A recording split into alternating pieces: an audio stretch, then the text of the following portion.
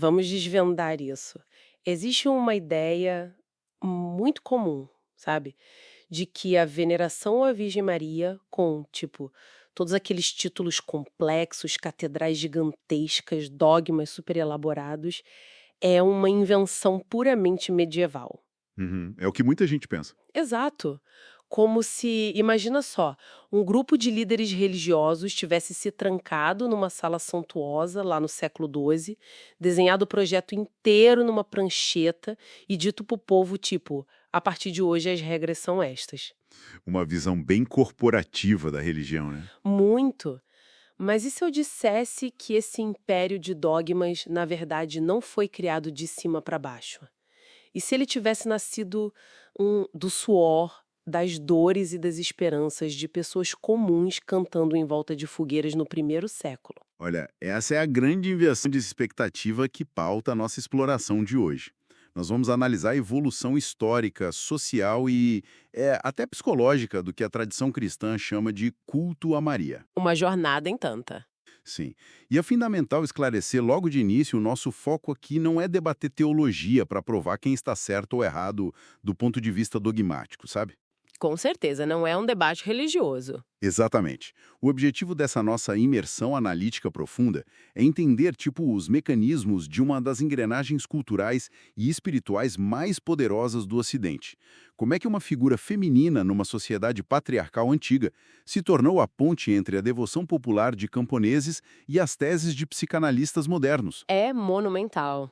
E para entender como um edifício desse tamanho se sustenta, nós precisamos olhar para o alicerce mais profundo que está escondido lá nos primórdios do Novo Testamento, né? Uhum, bem lá atrás. Muito antes das grandes catedrais, nós temos as cartas do apóstolo Paulo.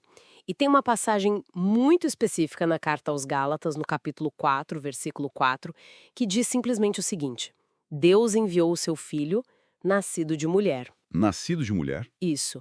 Lendo assim, de forma isolada, parece apenas um detalhe biográfico menor, uma obviedade biológica até. Parece, mas a engenharia por trás dessa frase é formidável. Na época em que Paulo escrevia, havia debates muito intensos, tipo muita confusão sobre a natureza de Cristo. Muita heresia rolando, imagino. Demais. Então, ao fazer questão de cravar no texto que houve um nascimento terrestre a partir de uma mulher humana, Paulo amarra definitivamente o divino ao terreno.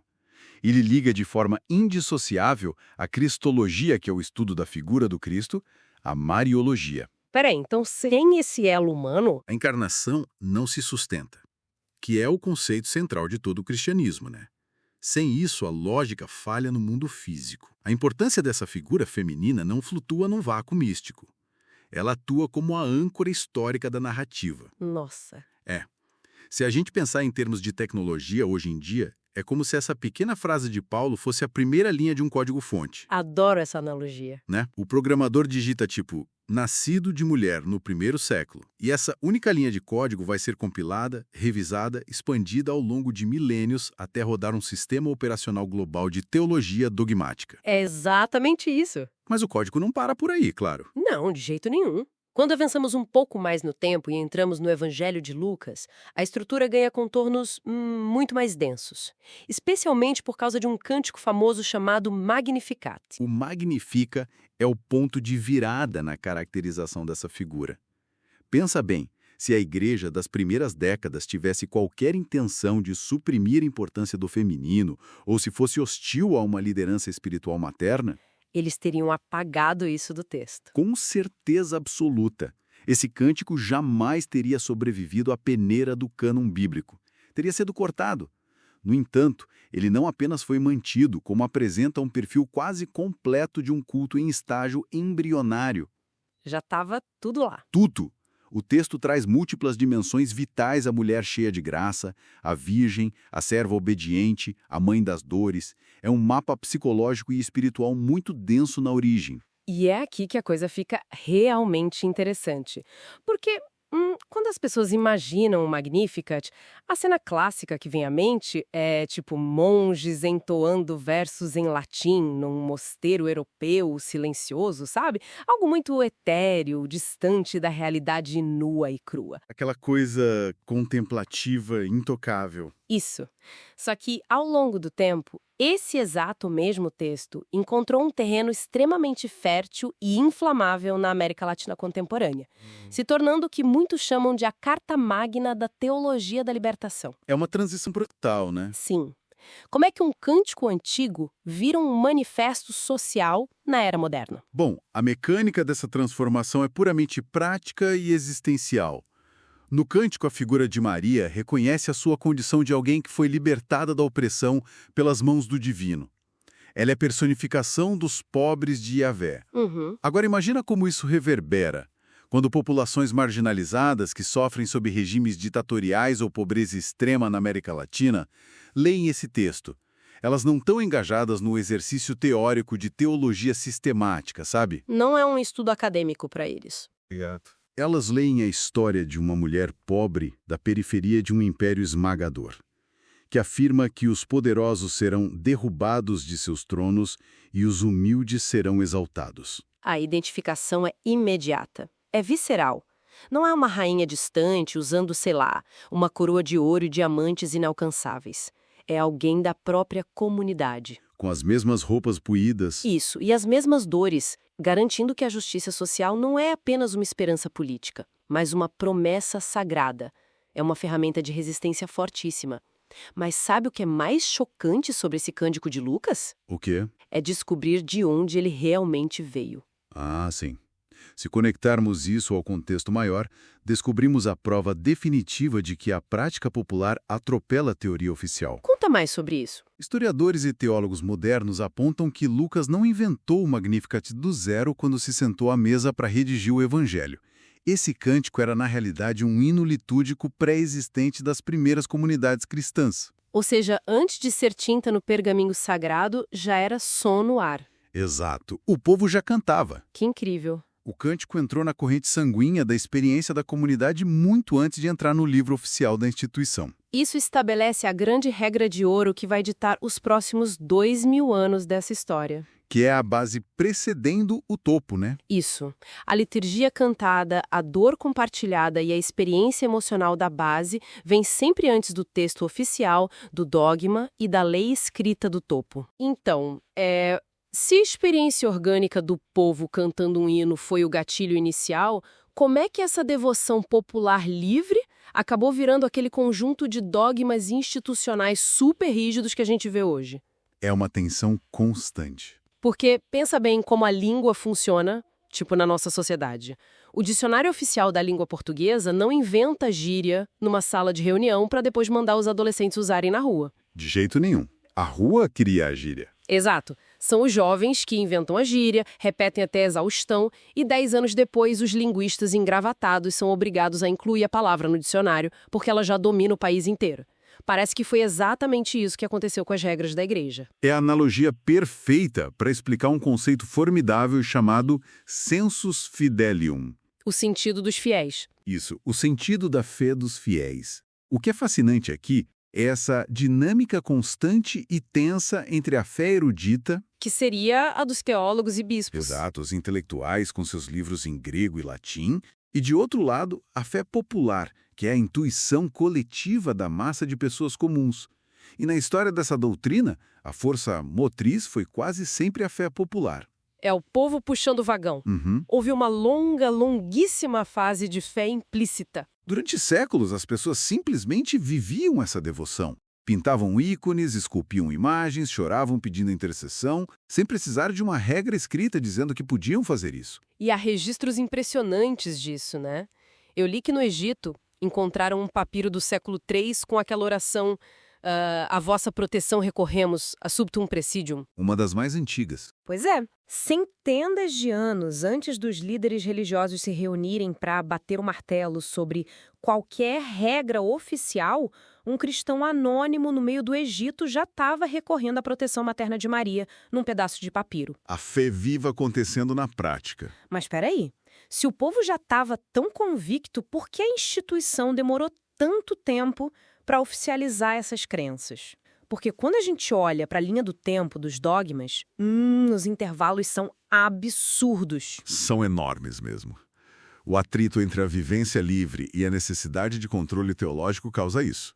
A primeira grande oficialização acontece lá no ano 431, no Concílio de Éfeso. Quando declaram que ela é a Theotokos, mãe de Deus. Exato. Isso já foi uma tentativa de organizar a casa. Depois, no ano 649, vem o dogma da virgindade perpétua. Mas você tocou num ponto crucial. Os saltos temporais seguintes são gigantescos. E por que isso? Porque oficializar um dogma significa amarrá-lo a todo o resto da teologia existente. Isso é muito perigoso do ponto de vista institucional. Claro, não dá para simplesmente aprovar a vontade popular sem ver se isso não quebra o resto do sistema. Exatamente. O dogma é como uma peça num relógio suíço. Se você insere uma engrenagem nova, tem que garantir que ela não vai travar todas as outras. E os números provam essa hesitação, né? A gente pula do ano 649 para os próximos dogmas. O dogma da Imaculada Conceição só é proclamado oficialmente em 1854. Quase 1.200 anos depois. E o da Assunção dela ao céu, sabe quando? Apenas em 1950. É muito recente. É louco pensar nisso. Em 1950, o mundo já tinha passado por 2 guerras mundiais, a televisão estava na sala das pessoas, a corrida espacial estava quase começando e a igreja lá se reunindo para oficializar uma regra sobre Maria. Por que esperar 1000 anos?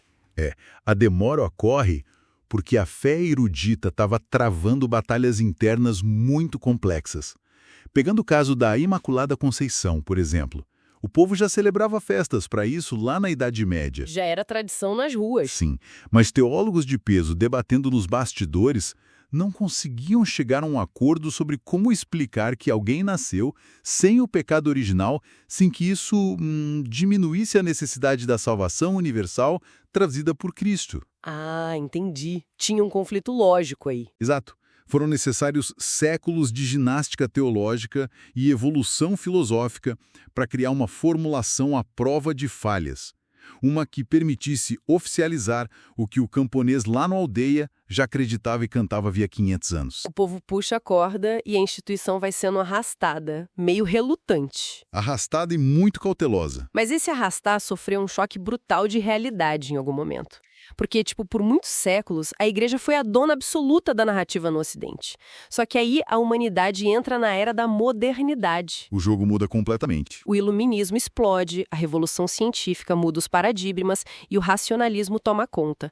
De repente, uma sociedade obcecada pela lógica, pelo método científico e pela razão pura, vira os olhos para essa devoção que é profundamente emocional, mística e cheia de milagres e tenta passar um rolo compressor por cima disso tudo. Com certeza. O racionalismo tentou operar uma espécie de asepsia do culto cristão. Limpar tudo que não fizesse sentido lógico. Isso. A mentalidade moderna enxergava esse misticismo como um resquício de superstição medieval, algo incompatível com o chamado homem iluminado. Então a tentativa filosófica foi de achatar a figura dela. Achatar como? O objetivo era retirar todo aquele peso de intercessão cósmica e reduzi-la ao mero exemplo moral sublime, tipo alguém que foi uma mulher muito bondosa, uma figura ética a ser imitada. E absolutamente nada mais. Uma tentativa de esterilizar a devoção. Exatamente. Esterilizar para caber na caixa da razão. Mas a devoção não recuou, né? Nem a instituição capitulou. O surpreendente é que, ao invés de se fechar numa bolha negando a modernidade, o catolicismo do século XX decidiu enfrentá-la organizando a própria casa. Através do Concílio Vaticano II e do Papa Paulo VI. Que precisavam classificar e explicar racionalmente o que era esse culto, até para se defender desses ataques lógicos. E aqui eu preciso de uma ajuda sua, porque, para quem olha de fora, a linha parece muito tênue. Como assim? Quando alguém entra numa igreja e vê uma pessoa acendendo velas, ajoelhada, rezando diante de um santo ou de Deus, o ato físico é o mesmo. Como é que a teologia justifica essa devoção intensa a Maria sem que isso pareça, um politeísmo, uma adoração a vários deuses? Essa é a grande fronteira teológica que a Igreja precisou demarcar com precisão cirúrgica. Para resolver esse conflito visual e filosófico, A teologia cristã categoriza o culto em 3 gavetas muito distintas. 3 gavetas, tá, vamos lá. A primeira gaveta é a látria. Esse é o culto de adoração suprema. A látria envolve o reconhecimento do ser incriado, do Criador do universo. Então é só para Deus. Única e exclusivamente a Deus. Ponto final. Dar latria a qualquer criatura, não importa quão exaltada seja, seria idolatria. Certo. Entendi a primeira. Qual é a segunda? A segunda gaveta é a dúlia. Esse é o culto de veneração e honra prestado a todos os santos e anjos. É como homenagear heróis nacionais ou, tipo, amigos ilustres que deixaram um legado de virtude. Tá, mas Maria, por conta de toda aquela elaboração histórica e popular que a gente acabou de ver, claramente não cabe na gaveta dos santos comuns. A gaveta da dúlia fica pequena para ela. Muito pequena. Mas ela também não pode entrar na gaveta da latria, porque ela é humana, não é Deus. Então o que sobra? Sobra a necessidade matemática de criar uma categoria exclusiva. A hiperdúlia. Hiperdúlia. Isso. O prefixo grego hiper significa sobre, além, acima de. É um culto de veneração especial que transcende a honra dada aos santos ordinários, mas que permanece infinitamente inferior e qualitativamente diferente da adoração a Deus. Ah, entendi. É uma prateleira própria no meio do caminho. Perfeito. Essa distinção teológica permitiu que a instituição mantivesse a riqueza da devoção popular sem ferir o seu monoteísmo estrito. Genial. Mas o Papa Paulo VI não parou apenas nesses termos, né? Ele deu uma instrução bem revolucionária para a época. Ele disse que o culto marial precisava dialogar com as ciências humanas modernas. Sim, ele abriu as portas. Não adiantava mais falar só com teólogos. Era preciso falar com antropólogos, sociólogos e, de forma muito impactante, com psicólogos. E é nesse exato ponto que a nossa análise rompe as paredes da religião e entra de cabeça no campo da psicanálise. Agora o negócio vai longe. Vai mesmo. Quando analisamos o fenômeno, através das lentes de Carl Jung, por exemplo, aquele famoso psiquiatra suíço que mapeou os símbolos universais da mente humana, o escopo da discussão muda completamente. Sob o enfoque psicológico junguiano, a figura de Maria deixa de ser apenas um dogma, né? Exato. Ela se converte na manifestação máxima de um arquétipo. E para quem não está familiarizado com esse termo, os arquétipos na teoria de Jung são como formas instintivas, imagens primordiais que habitam o inconsciente coletivo de toda a raça humana, independentemente de onde você nasceu ou da religião que você pratica. Exatamente isso. É universal. E o ser humano carrega o que Jung chama de arquétipo materno. E presta atenção nisto dentro da arquitetura da mente humana. O arquétipo da mãe é a estrutura que carrega a maior densidade de carga emocional possível. A maior de todas? Acolhimento incondicional e proteção contra um mundo caótico. Esse instinto visceral de buscar o abraço protetor quando estamos aterrorizados fica gravado na nossa psique para sempre. Então, o que tudo isso significa na prática?